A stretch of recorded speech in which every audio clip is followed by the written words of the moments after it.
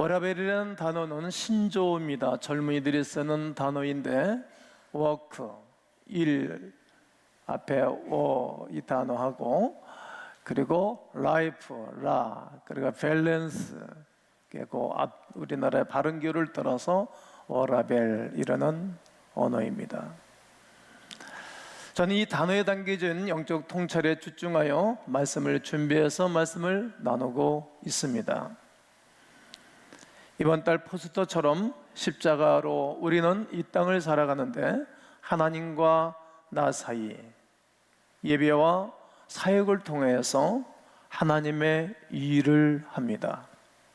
그리고 이제 하나님을 위해서 살아가는 거룩한 백성들이 하나님과 나와의 관계만 하나님 말씀하지 아니하시고 나와 이웃과의 관계를 밸런스를 맞추고 살아가라고 말씀하고 계십니다. 이웃을 향한 헌신이요 사랑을 나누어야 함을 말씀하고 계십니다. 하나님을 향한 예배는 너무나 소중하고 귀합니다. 그러나 성경은 그것만을 강조하고 있지 않다는 이야기입니다. 하나님을 사랑하면 자연스럽게 삶이 변화하면서 이웃을 사랑한다는 이야기입니다. 무엇입니까? 내 옆에 있는 사람, 나에게 유익을 주는 사람만이 이 이웃이 아닙니다. 그러므로 지난주에 저는 선한 사마리아인 비유의 말씀을 지난주에 드렸습니다. 과연 예수님께서 말씀하시는 균형 잡힌 삶이란 무엇입니까? 누가복음 4장 18절과 19절에서 주의 성령이 내게 임하셨으니 가난한 자에게 복음을 전하게 하시려고 내게 기름을 부으시고 나를 보내사 포로된 자에게 자유를, 눈먼 자에게 다시 보게 함을 전파하며 눌린 자를 자유케 하고 주의 은혜의 해를 증거하기 위함이라고 말씀하셨습니다. 예수님께서 사역을 하셨을 때 이사야서에 있는 말씀을 인용하셔가지고 주님이 말씀하신 것입니다. 가난한 자에게 복음만 있는 것이 아니라 복음을 전해주고 포로된 자를 향하여서 불쌍히 여기는 마음이 있으니까 그에게 도와서 자유를 주게 하고 눈먼 사람을 다시 보게 하는 것입니다. 태어날 때서부터 눈을 못 보고 태어나면 덜 갑갑한데 성장하다가 인생 중반에 눈이 어두워지면 그렇게 힘들답니다. 저희 교회도 중간에 눈이 실명이 돼서 힘들어하는 분들이 한 분이 계시고 또 이사를 가서 교회를 떠났습니다만 두 번을 내가 목도했는데 여쭤봤더니 그렇게 힘들다 하시더라고요. 눈 못 보는 분이 눈을 보게 하면 얼마나 기쁜 소식이지 않겠어요? 눈 어두워 보지 못하는 이에게 복음을 전해줘서 보게 한다는 말입니다. 또 눌린 자를 자유케 하신다라고 약속하셨습니다. 그리고 말씀대로 주님은 가난한 자, 포로된 자, 눌린 자, 억압당하는 자들을 찾아오셔가지고 그들에게 친구가 되어주고 그들을 다 회복시키시고 도와주셨습니다. 이타적이고 조건 없는 사랑을 베푸셨던 것입니다. 예수님께서는 이웃을 제한하지 않으셨습니다. 사람은 이웃을 제한합니다. 주님은 제한하지 않으셨지요. 도움이 필요한 자들에게 늘 찾아가셔서 인자를 베풀어 주시곤 하셨습니다. 그리고 오늘 우리에게도 말씀하고 계시는 것입니다. 누가복음 10장 37절에 예수께서 이르시되 가서 너희도 어떻게 하라? 이와 같이 하라. 그런데 이웃을 사랑하기 위하여 필요한 조건이 하나 있습니다. 어떤 것입니까? 찾으셨습니까? 다시 한번 누가복음 4장 18절 상반절을 보면 주의 성령이 내게 임하셨으니, 주의 성령이 임하셨으니 성령의 임재가 절실하게 필요한 것입니다. 성령이 일하셔야 합니다. 그러면 교회와 가정과 여러분의 생명이 그리스도 안에서 영원한 생명과 은혜를 이루게 될 줄로 확신합니다. 하나님을 사랑하며 이웃을 사랑하게 될 것입니다. 다시 말씀드리면 부흥이 다시 일어나게 될 것입니다. 몇 년 전에 일사가구라는 영화를 개봉하였습니다. 기독교 영화입니다. 잘 알고 있는 주기철 목사님의 일대기를 다룬 영화입니다. 일제강점기의 신사참배의 강요에 굴하지 않고 끝까지 저항하다가 순교를 당한 신앙의 선진입니다. 혹시 보셨습니까? 주길철 목사님의 믿음을 보면서 여러분들은 어떤 생각을 하셨습니까? 나도 하나님 앞에 부끄럽지 않은 삶을 살면 좋겠다. 그 영화에 보면 많은 목사님들이 등장하는데 정말 보기도 싫은 그러한 내용, 언어를 하는 사람들이 있어요. 정말 부끄러운 목사님들 쭉 나오고, 또 일점 부끄러움이 없는 아주 아름답고 멋진 목사님들이 나옵니다. 지금은 세상은 달라져서 육신적인 신앙의 핍박을 받지 않는 세대에 우리가 살고 있습니다. 우리는 그런 세대는 아니지만 오늘날도 크게 다르지 않지 않겠나? 하나님과 사람 앞에 부끄러운 사람이 있고 부끄럽지 않은 사람이 있을 것입니다. 하나님 앞에 부끄럽지 않은 성도, 늘 부끄러운 성도. 어떻게 우리가 하나님 앞에 부끄러움이 없는 성도로 살아갈 수 있겠습니까? 오늘 우리 주님께서 약속의 말씀을 여러 차례 해주십니다. 오늘 요한복음 14장 16절 17절에 보면 내가 아버지 앞에 구하겠으니 그가 또 다른 뭐를 너에게 주사?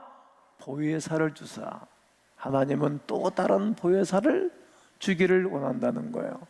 영원토록 너희와 함께 있게 하리니 그는 진리의 영이라 세상은 너희 그를 받지도 못하고 알지도 못하나니 그러나 너희는 그를 안다. 난 여러분들이 성령을 알게 되기를 축복합니다. 그러나 너희는 그를 아나니 그는 너희와 함께 거하실 뿐만 아니라 너희 속에 계실 것이라고 말씀하십니다. 저희들은 예수님이 함께하지 않으면 얼마나 연약한 사람들인지, 얼마나 무능한 사람들인지, 얼마나 그들은 비굴한 사람들인지 모릅니다. 도망가기에 바쁘고 늘 숨기에 바쁘습니다. 늘 넋두리 같은 삶을 살았던 사람들이 예수님의 제자들이었지요. 오합지졸입니다. 아무런 능력을 발휘하지 못하는 빈 껍데기 같은 사람들이 예수님의 12 제자들이었습니다. 하지만 부활하신 예수님을 만난 후에 서서히 바뀌기 시작했어요. 생각이 바뀌기 시작했어요. 삶이 바뀌기 시작했습니다. 그리고 오늘 본문의 말씀처럼 그들이 뜨겁게 모여 뜨겁게 기도하는 가운데에 그들이 완전히 변했던 것입니다. 제자들이 은혜를 받고 변했다는 말입니다. 성령세를 받고 그들은 변한 것입니다. 그런 때에 예수님께서 약속하셨던 성령님이 임재하신 것입니다. 사도행전 2장 4절에 그들이 다 성령의 충만함을 받고, 다 이 부분이 우리에게는 좀 부담스러운 부분이기도 해요. 다 받은 거예요. 500명이 모였었는데 380명은 다 어디론가 다 가버렸어요. 세상 일들 때문에.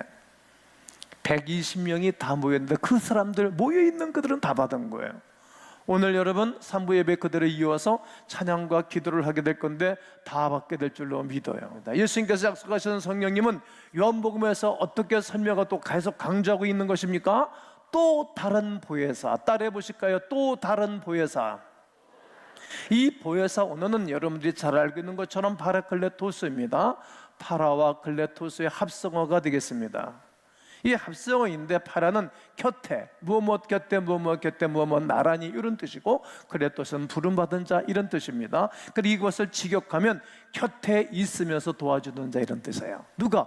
보혜사 성령님은 여러분 곁에서 늘 도와주시는 분이십니다.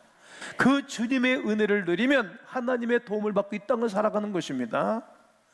예수께서 돌아가신 이후에 당신이 성령을 보내주시겠다라고 여러 차례 약속을 해주셨습니다. 성경 말씀이 그러합니다. 오늘 저희의 스토리라면 여러분은 소망이 없는 것입니다. 오늘 성경의 이야기가 오늘 우리가 그대로 받아들이고 그대로 영접하면 그대로 역사해 주시는 것입니다. 뭐라고 말씀하십니까? 누가복음 28장 48절 49절을 읽습니다. 시작. 너희는 이 모든 일의 증인이라. 볼지어다 내가 내 아버지께서 약속하신 것을 너에게 보내리니 너희는 위로부터 능력으로 입혀질 때까지 이 성에 머물라 하시니라. 너희는 위로부터 능력이 입힐 때까지 이 성에 머물러 있으라고 말씀하셨습니다. 그리고 누가복음의 소편인 사도행전 1장 4절과 5절은 뭐라고 말씀하십니까? 읽으십시오. 사도와 함께 모이사 그들에게 분바에 이르시되 예루살렘을 떠나지 말고 내게서 들은 바 아버지께서 약속하신 것을 기다리라. 요한은 물로 세례를 베풀었으나 너희는 몇 날이 못되어 성령으로 세례를 받으리라 하셨느니라. 이 성을 떠나지 말아라. 이 말씀은 동일한 말씀이시고, 세례 요한을 통해서 너에게 물세례를 줬지만 나는 너에게 성령과 불로 세례를 주겠다 약속하신 약속을 하나님 말씀하신 것입니다. 세례를 받을 거다. 이 두 구절을 합하면 어떻게 됩니까? 위로부터 임하는 능력의 성령을 보내주시겠다는 이 약속이십니다. 우리는 이러한 성령을 여러분과 내가 기도하고 기다려야 되고 사모하시기를 권면합니다. 다시 말씀드리면 그들은 오합지졸 같은 사람들이었습니다. 아무것도 아니었던 제자들에게 놀라운 능력의 역사가 그들에게 펼쳐지고 있는 것입니다. 바로 곁에 도우시는 성령님이 함께 계신 일이 아니겠습니까? 우리는 혼미하고 그리고 강팍한 시대에 성령의 임재를 사모하셔야 합니다. 그렇다면 곁에서 도우시고 도우시는 보혜사 성령께서 구체적으로 우리의 삶을 도와주실 것인데 어떻게 어떤 역할을 하고 계신 것입니까? 첫째는 능력 있는 삶을 살게 합니다. 어떤 삶을 살게 한다고요? 능력 있는 삶을 사는 거예요. 능력 있는 삶을. 여러분의 삶 속에 능력 있는 삶을 살도록 누가 보혜사 성령이 도와주신다라고 사도행전 1장 8절에서는 말하는 것입니다. 오직 너희에게 성령이 임하면 권능을 받고, 이 권능이 바로 능력 있는 삶을 사는 거예요. 그러면 예루살렘, 유대, 사마리아 땅까지로 내 증인된다고 말씀하십니다. 성령이 임하시면 성령의 능력을 공급받는 것입니다. 폭발력 있는 하나님의 거룩한 능력이 우리 가운데 임하는 것입니다. 심권능 능력인 뜻의 헬라어 두나밋이라는 이 다이나마트, 이 강력한 폭발적인 역사가 있는 것입니다.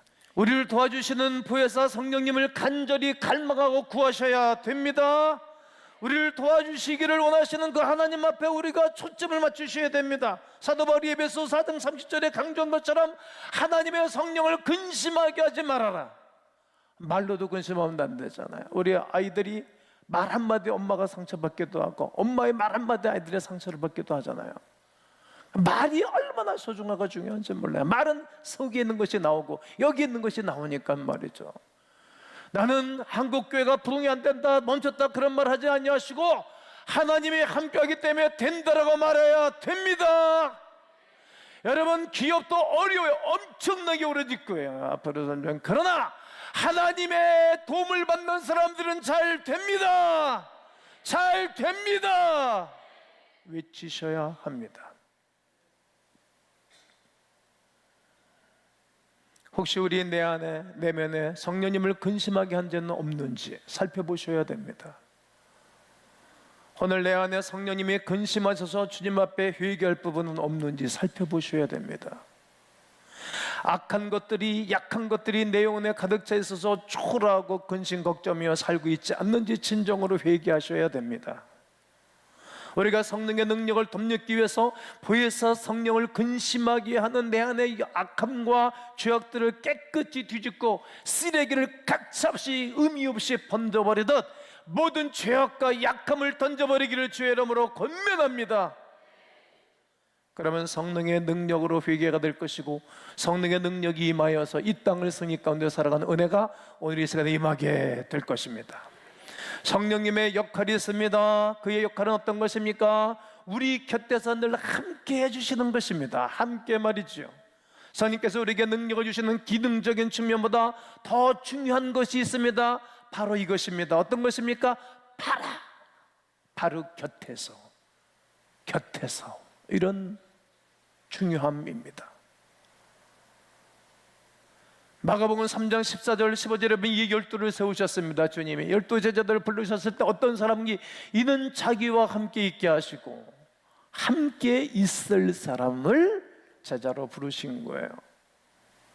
예수님께서 제자를 뽑으실 때 가장 우선순위가 무엇입니까? 늘 예수님과 함께 있는 자였어요.